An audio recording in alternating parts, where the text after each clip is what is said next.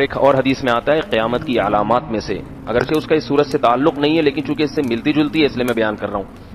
حدیث میں آتا ہے رسول اللہ صلی اللہ علیہ وسلم نے فرمایا یحصر الفرات عن ذهب، ایک وقت آئے گا کہ جو دریائے فرات ہے نا، کہاں ہے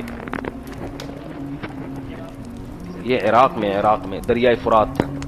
آپ صلی اللہ علیہ وسلم نے فرمایا ایک وقت آئے گا کہ دریائے فرات ہٹے گا اپنی جگہ سے اور نیچے سے سونا دریافت ہوگا، بے پناہ سونا۔ یہ جو دریا فرات ہے نا، اس کے اندر سونا دفن ہے، کہاں ہے یہ اللہ ہی کو معلوم، لیکن ایک وقت ایسا آئے گا کہ وہ دریا وہ سونے کو ظاہر کر دے گا۔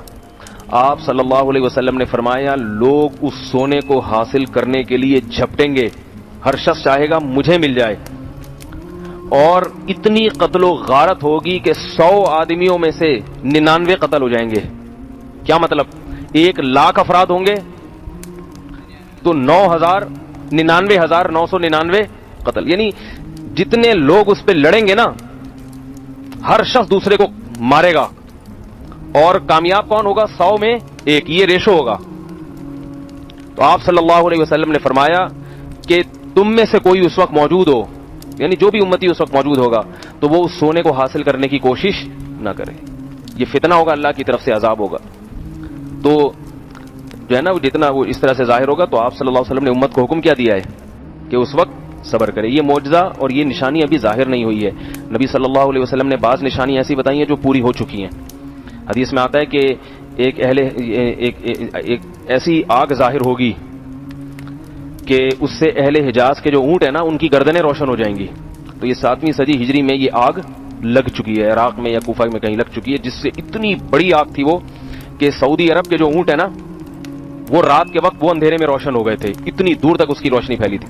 تو جمہور محدثین کا اس پر اتفاق ہے کہ یہ 7ویں صدی ہجری میں یہ نشانی پوری ہو چکی ہے۔ تو بعض نشانیاں جو نبی صلی اللہ علیہ وسلم نے بتائی ہیں وہ پوری ہو چکی ہیں، اور بعض نشانیاں ایسی ہیں جو پوری ہوں گی۔ ان میں سے ایک نشانی یہ بھی ہے کہ دریائے فرات اپنی جگہ سے ہٹے گا اور وہاں سے سونا ظاہر ہوگا۔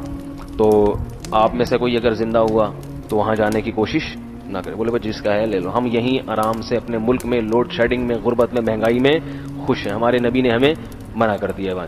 جیسے دجال کے بارے میں آتا ہے نا کہ ایک طرف اس کے جنت کا باغ ہوگا ایسا خوبصورت، تو نبی نے کیا فرمایا؟ جو باغ ہے وہ اصل میں آگ ہے، اور جو آگ ہے وہ اصل میں باغ ہوگی۔ تو جو ظاہر پرست ہوں گے وہ تو باغ میں جائیں گے، دو حقیقت میں آگ میں چلے جائیں گے، اور جو نیک لوگ ہوں گے وہ نبی کی اس پیشگوئی پہ یقین کر کے آگ میں چھلانگ لگا دیں گے، اگرچہ نظر کیا آئے گا یہ جل رہا ہے، مگر حقیقت میں وہ جنت کا باغ ہوگا۔ تو یہ اللہ کے نبی کی باتوں پر جس کو ایمان ہوگا وہ عمل کرے گا۔